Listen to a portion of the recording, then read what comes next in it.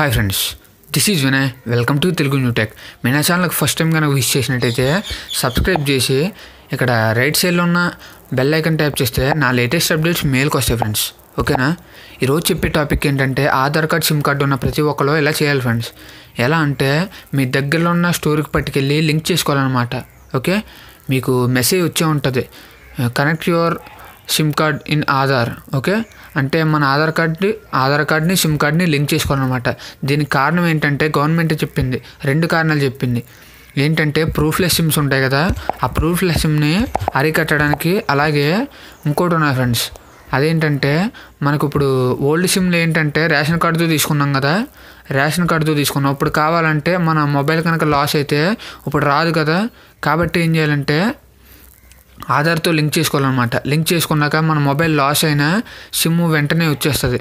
Okay, ఎలా వస్తుంది అంటే జస్ట్ ఆధార్ కార్డు పట్టుకెళ్ళి ఇలాగ తంబేస్తే సింపుల్గా వచ్చేస్తుంది ఫ్రెండ్స్.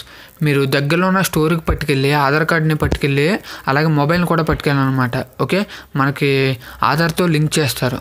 ఓకే, ఇలా చేసుకుంటే సిమ్ అనేది బ్లాక్ అవ్వదు ఫ్రెండ్స్, లేకపోతే కన్ఫామ్గా బ్లాక్ అవుద్ది. ఓకే, లాస్ట్ డేట్ ఏందని చెప్పలేదు కానీ కన్ఫామ్గా బ్లాక్ అవుద్దని మాత్రం గవర్నమెంట్ ఒక స్ట్రిక్ట్ రూల్ అనేది ఇచ్చింది ఫ్రెండ్స్. ఓకే, అన్ని సెల్యులార్ నెట్వర్క్స్లో ఎలా చేయాలన్నమాట. ఓకే, త్వరగా చేసుకోండి ఫ్రెండ్స్. మీకు ఈ వీడియో కానీ నచ్చినట్టయితే లైక్ చేయండి, ఏ ఇన్ఫర్మేషన్ ప్రతి ఒక్కరికి షేర్ చేయండి, ఏ డౌట్స్ ఉన్నా కామెంట్ చేయండి.